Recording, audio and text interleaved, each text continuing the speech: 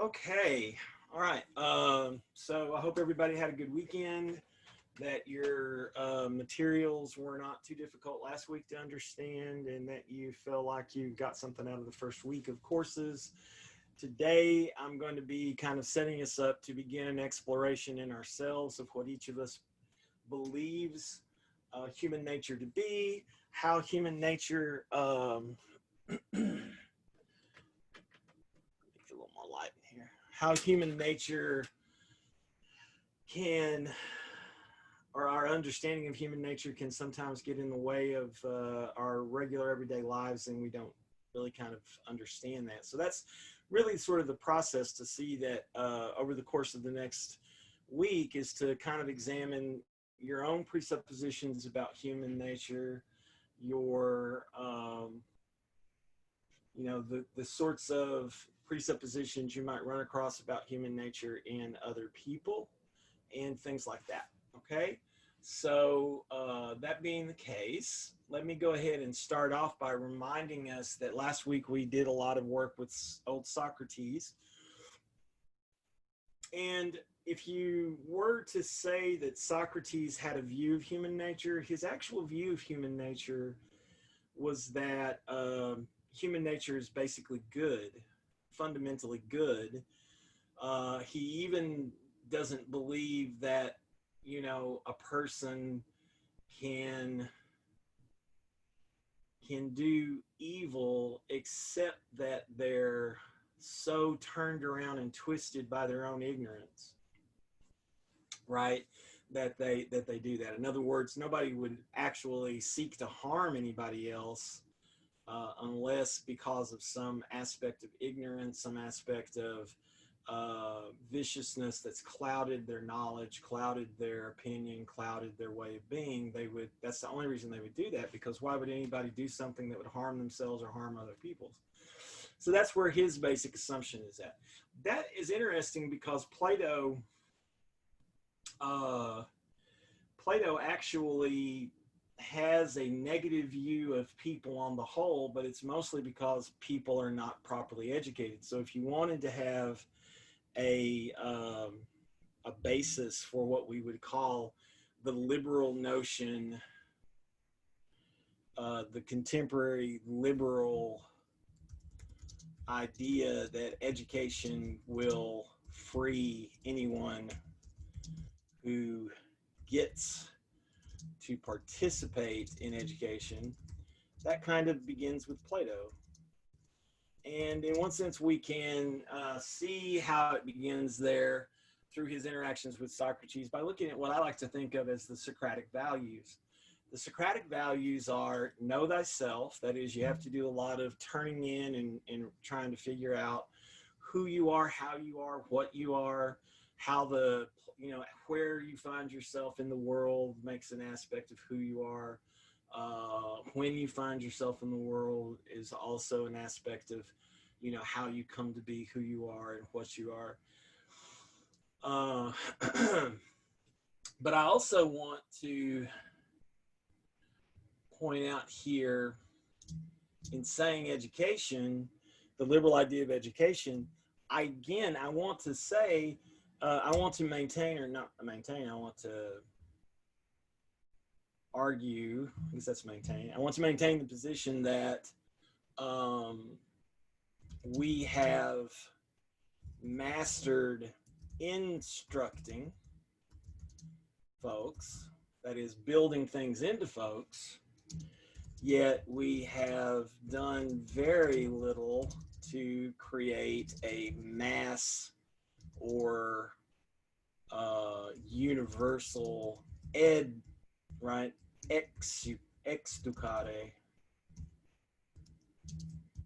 education. That is, we actually are really good at instructing people, getting you to learn techniques and skills, but the highest technique and skill, which is the ability to turn into yourself and really examine and explore who you are, so that you can educate, so that you can lead yourself out of where you're wanting and what have you.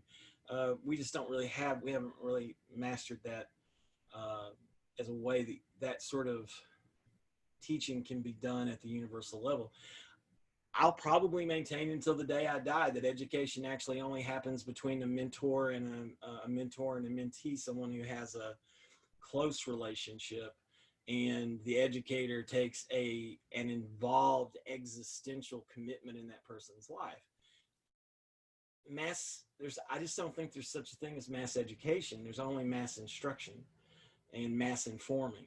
And the problem with mass instruction and mass informing, if y'all haven't figured it out by now, of course, is that it has to be structured in such a way that almost anybody can get it. So it's always going to be a beginning, and that's fine, because philosophizing in one sense is always starting over and beginning again. But until you know that your instructional apparatuses that you've gathered, your instructional materials and informations that you gathered are only a beginning and not a conclusion, until you really live that, the education aspect becomes much, much more difficult. And so I want to encourage you at this moment when I say this, I do believe education is freeing and liberating, but you have to find somebody who will personally invest themselves in your life to educate you. What I'm doing right now is, at best, this class and everything you do in college is trying to encourage you to find the person who'll take you under their wing and mentor you. That's where your education really starts. And if you're lucky enough to have really had a true mentor, you're really lucky, and you probably have a really rare experience. Okay. All right. So let me go back to the Socratic values. The Socratic values, that is the things Socrates and in a sense, Plato held to be the highest of all values that human beings can aspire to, is this: know thyself, the ability to turn in on yourself, to turn in, go down deep, and explore who you are, how you are, what you are, and to not really attempt engagement with others if you haven't already done a long, deep soul search. Okay? And so that's totally tied to the next thing, which is a popular Socratic saying: the unexamined life is not worth living. The unexamined life includes the ability to reflect on your emotions, to reflect on your feelings, to reflect on your opinions, to reflect on the things that you've experienced in life, the relationships that you have, okay, and to perfect critical thinking. You have to perfect critical thinking. And what is critical thinking? This is an extremely important point. The word critical, which is obviously related to critique, which is obviously also related to crisis. If you're not actually kind of paying attention here, a crisis is a place that you need to accomplish critical thinking and make a critique of what's going on so that you can make an assessment, make a judgment. Remember, I said last week that judging is one of those things that all human beings do that demonstrates the spontaneous power of philosophizing in our life. But here in a crisis, you don't need to just make a hasty judgment. In a crisis, you actually need to be critical, critique the structures, and then make a judgment, make an evaluation, right? These words, critical, critique, crisis, actually all derive from the Greek word kritain, and that's actually the Greek word for to judge, to assess, to evaluate. So it's quite the case that a lot of people are overly critical. They're hypercritical of other people. They're destructively critical of other people. And when that's the case, you know, you're taking the power of judgment, the power of critique, right? And you're just reducing it down to a cudgel or a weapon so that you can, so that if you're a person like that, so that you can be critical of other people. What you want to do is to be critical of the situation, critical of the structures, and then critical of the ideas and the behaviors that people are putting forward. And that will keep your judgment from kind of going overboard into some kind of hatefulness towards certain people, or and hopefully then people won't just react to you if you've been guilty of doing that, and then just be hateful back to you, right? So the real issue is, can you develop your critical thinking? The unexamined life is not worth living, and it's impossible to have an examined life without developing your critical thinking. In Texas, one of the political parties believes that critical thinking should not be taught in school, because you shouldn't be taught how to be critical, because being taught how to be critical makes you critical of the government and critical of the country and critical of all the things that particular political party believes in. So they're willing to give you less instruction in how to think and make judgments, so that they know, you will not be truly critical of them. And what ends up happening is that a lot of people who don't get, again, I want to just reiterate this before we go on to the next thing, a lot of people who get caught in not having perfected their critical thinking, and therefore not able to do an accomplished examination of exploration of themselves, become, like I was saying before, highly critical of other people instead of the structures those people participate in, and instead of the ideas those people put forward, right? So when I say I'm being critical of one of the political parties in Texas who wants you to not learn critical thinking in high school or even in college per se, I'm actually not being critical of them as human beings. I'm being critical of them as a political platform.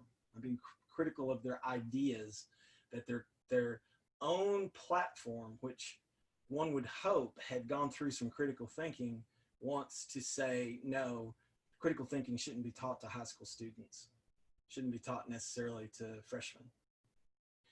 Okay, so we go from there. If you really want to begin the process of true examination and true critical thinking, this next Socratic value, I know that I do not know. This is Socratic ignorance, right?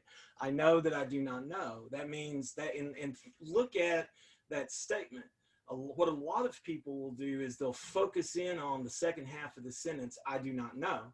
And it's more than likely the case that you've had teachers and elders in your community who get angry if you say, I don't know, who want you to always have some kind of an answer as though you're solving math problems or something. But in reality, that tends, when people do that, that tends to push you, when you're getting that kind of critique that you should always have an answer and never say I don't know, you're actually getting pushed in a direction of just beginning to believe whatever opinion you come up with to satisfy the person you're talking to. So what you want to do here is you want to recognize that the I know that I do not know here, right, is not a negative statement. It's not focused on the I don't know. It's focused on the acknowledgement, the I know, positive statement, that I do not know. I know that I do not know. I admit that I am ignorant. I admit that I do not know where to start. Help me. So let's go down now to the next Socratic virtue, and that's knowledge is virtue. Basically, these things are all interpenetrate each other. They all support each other, right? So you turn in on yourself, know thyself. You have to examine yourself, or else your life is not worth living. The only way to really get into that examination is to admit when you don't know. So you say, I know that I do not know. And and that knowledge itself, that admission itself is knowledge, and that's virtuous. That's to be highly respected, okay? That willingness to say, I don't know, and not just speculate.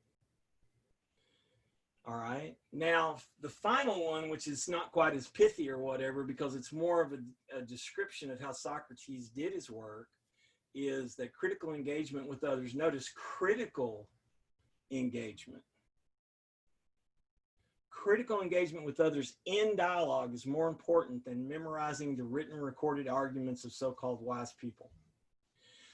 one of the things that I don't like about online learning is that it makes it really impossible to do a lot of the kind of work that would be capable of being done if we could actually have conversations. I mean, yes, we can set up discussion groups, though I don't do that usually in summer classes, so that y'all can have a chance to discuss with each other and live in that way.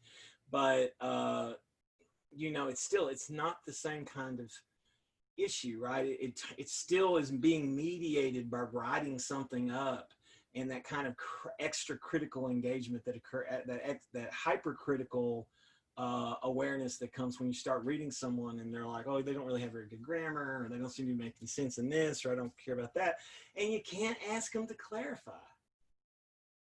right?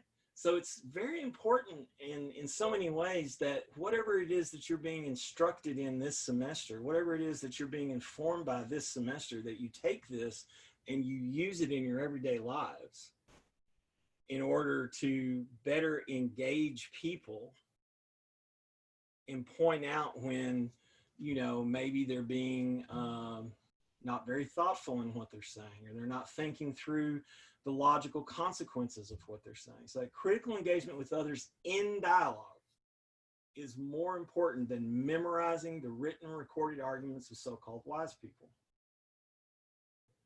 Yes, you are going to be judged in this course because it's part of the contemporary education, contemporary higher instruction superstructure. You're going to be asked to, you know, think about stuff and memorize it and be able to take a quiz and write an essay to show that you understood it. That's not philosophy. That's college instruction. If you're not taking, if you're just doing these things for the and that's fine if all you're trying to, like I said last week, I understand some people take this course, all they want to do is get through it and be on, go to the next thing. They're not really here to do anything but get a requirement. But if you're really going to make use of this and hack all of the materials that are at your disposal, that hacking also needs you to hack the communications that you have with people you actually talk to, and ask them hard questions, and ask yourself hard questions, okay? So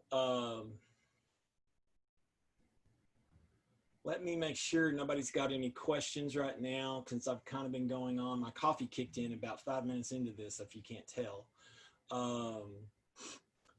So if you don't have any questions, you don't have to say I don't have questions. If I don't see anything popping up on the chat, then I'll know that's the case, okay?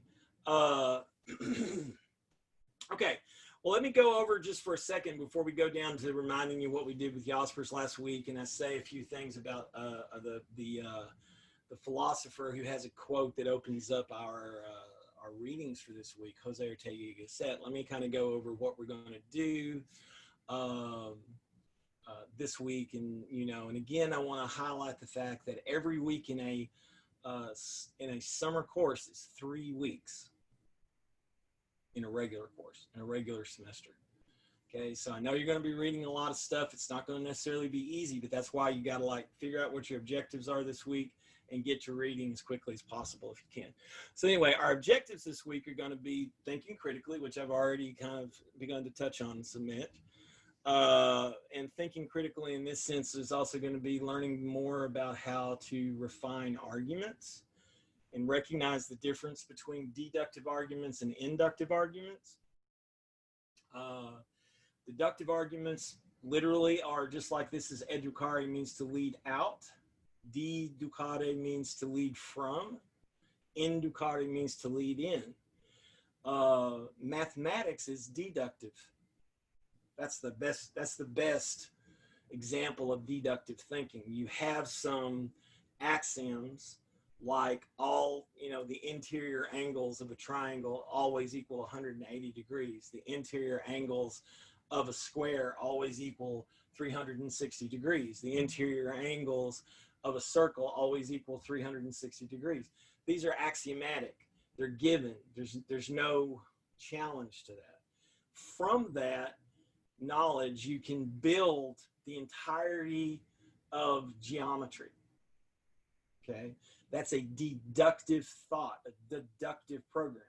Okay, Science, on the other hand, is not dealing with the relationships of ideas like angles and squares and circles and things like that, the pure geometry. It's not dealing with the relationships of ideas like we do in mathematics. It's dealing with matters of fact. In matters of fact, you start in a situation and then you have to sort of lead yourself deeper into it to figure out what is helpful fact and what is unhelpful and what actually, so this is how science works. Right? Science may use mathematics as a language to help in refining its inductions, its inductive experiments, but it is not itself deductive, right? You don't start with some pure principle and then all of physics works from there. You start with experiment and then you induce from that, or through your inductive thinking, you discover hypotheses to be tested, you form conclusions based on those tests that might end up in laws, and then you use those kind of things to help you do more inductive experimentation. So that's kind of important if we're really going to like start off. If you have not examined what you think human nature is, you may be deducing that people are basically evil, or you may be deducing that people are basically good.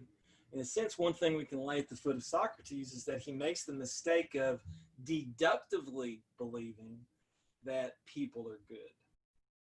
Okay. So what we're going to be looking at in this chapter is how, when you begin to examine human nature and you look at what your assumptions are about what human nature is,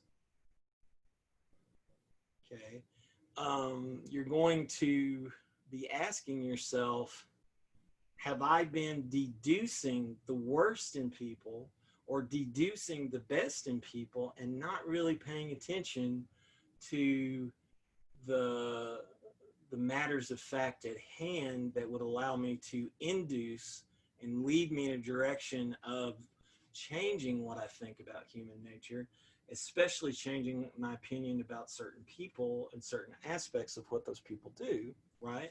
So we'll look at different people. We'll look at, philosophers from the course of history over the last 2,000 or 3,000 years. We'll also look at theologians and holy people. There's some of those kinds of readings. And you can kind of think back to Buddha and Socrates in the first thing. In this one, we'll also have people who are doing something psychological, psychology. So there's some Sigmund Freud, and there's some analytic philosophers, or philosophers who are more concerned with analyzing what we can be positive about in human experience. So we'll be looking at that kind of overflow, but we'll also look at how people like the existentialists, like Simone de Beauvoir, Karl Jaspers, Jose Ortega Gasset, people like that challenge old notions of human nature, right? And how feminists challenge old notions of human nature. One of the things that one of our existential thinkers, Simone de Beauvoir, points out, and let me kind of put this here so that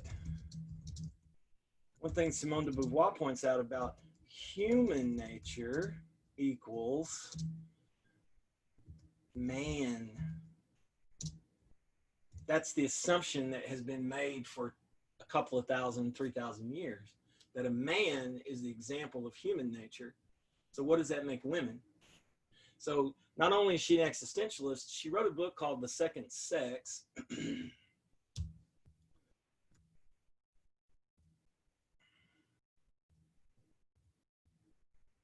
wrote a book called The Second Sex. Why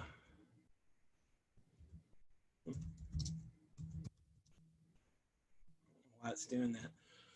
Anyway, she wrote a book called The Second Sex in the 1940s, and that book is considered to be one of the founding texts for feminism. And basically the argument she makes there is that when human beings talk about, when humans talk about human nature, they talk about being human, the model for that is almost always a man.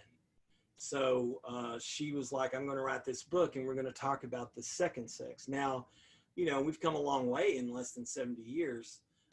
And so already some of the stuff that she did has been used to build on some even more radical thinking in feminist and womanist circles, in LGBTQIA circles, and, you know, what have you.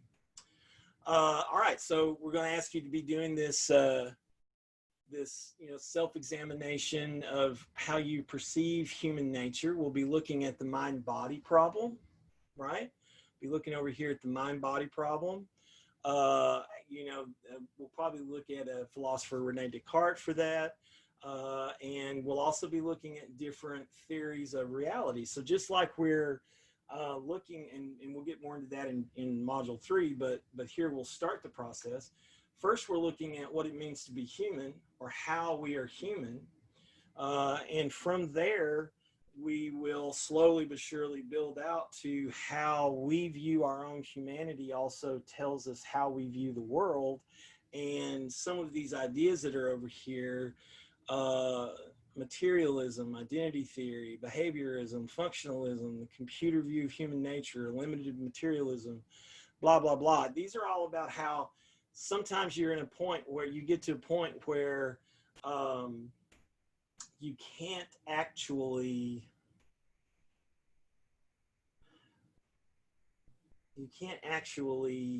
understand how you are, because there are these notions in between you and the world. Like, if you reduce the world down to matter, if you reduce the world down to ideas, if you reduce the world down to money, that sort of thing. So just like if we say all human nature is good, but then turn around and say, but the world is made up of how you get that Skrilla baby. The world is made up of how you get paid. The world is made up of these kind of capitalist ideas. That actually already should be causing a dissonance in you, right? That should cause what we call cognitive dissonance. You believe all human nature is good, but we're, inside of a economic and working structure that basically says profit is good. And profit is often made at the expense of human life and of nature, right? So that's a lot to kind of think about. Then we'll also take a look at the fact that most people in this course, some people may not actually believe in God, but they still believe that the soul goes on after death. Some people may believe in God, but still believe that their soul stops at death. So is there an enduring self that was before you were born? Is there maybe there wasn't, but there will be an enduring self after you die? This is a question to also. So all these things play into your understanding of your own circumstances and your own way of being in the world. Okay. And then finally, the question becomes, especially inside of a society like our own, that kind of lionizes the individual over the group. And we talked a little bit about that last week as well. That means, sometimes the question becomes, are we truly independent of nature, or are we totally predetermined by material causes? Are we truly free inside society or the collective group of human beings, self-sufficient individuals, right? Or are we always tied to other people and therefore have to take into account the fact that nobody does anything alone? And this itself is at the heart of the kind of culture wars that are going on in the United States of America right now.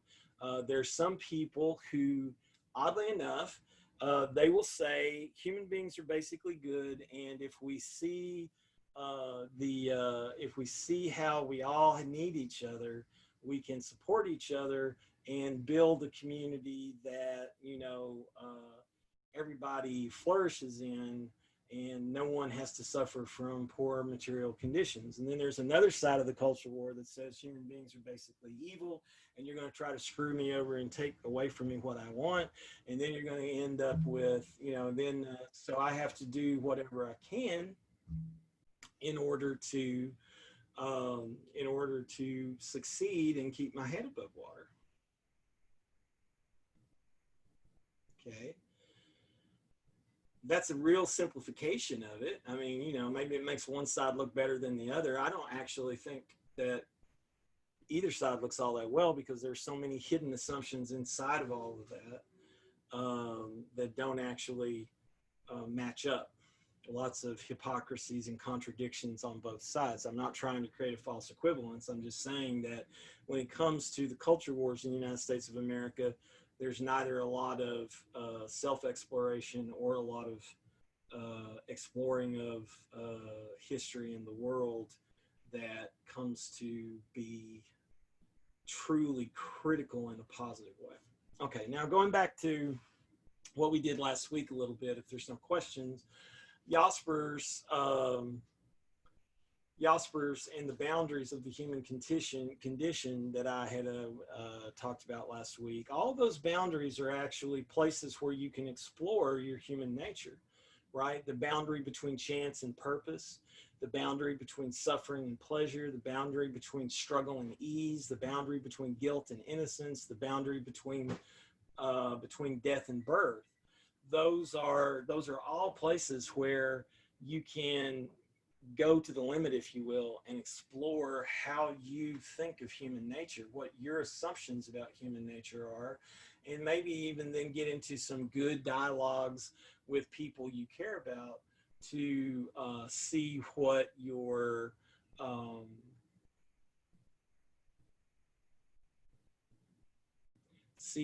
you know, what the two of you really, you know, where do you both stand on this issue of human nature, right? And how that changes the way you look at them and they look at you, and each of you looks at the world and you look at the world together.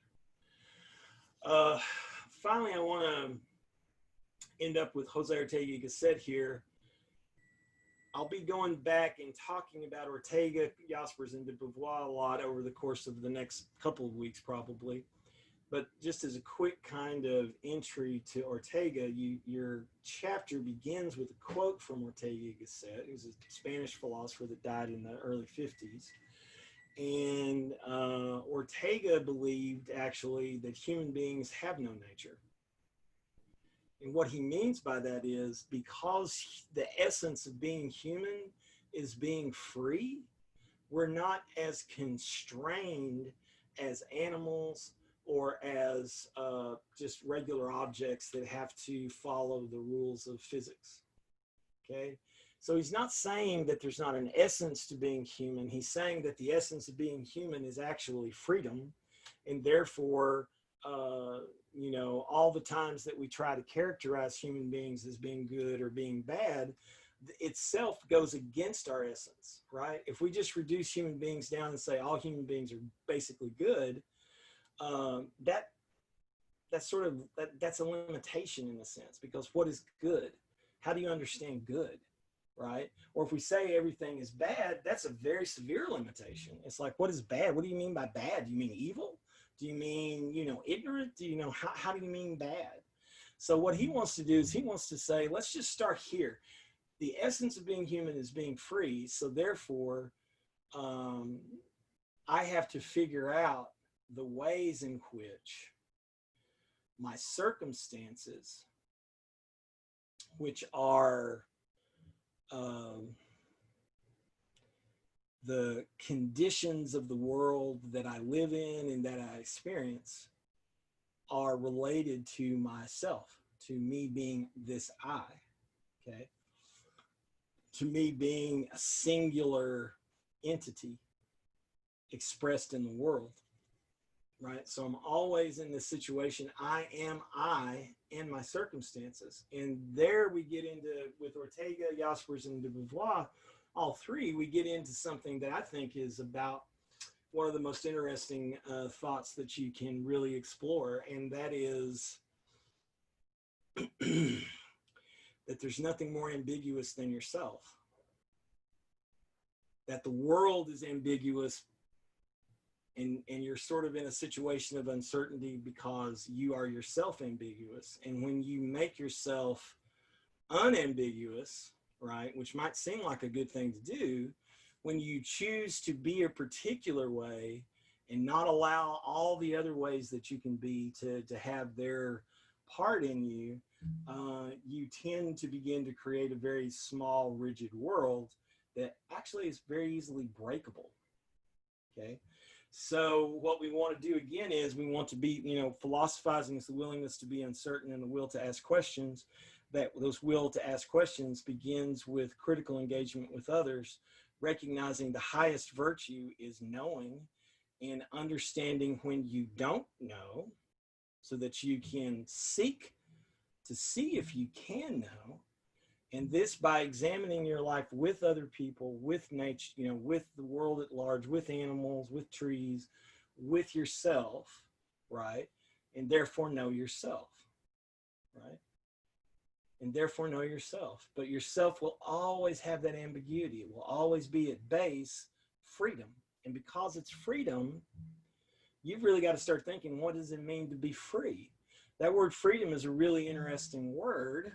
Let me come over here and put this down. That word freedom is a very interesting word because it actually means doomed to be free. Our doom, right? In which in a sense is, you could say our essence is being free. Okay. That's kind of, that's what we hear a lot of people talking about, I think. I want my liberty over everything else. I'll die before I let you take my liberty away from me.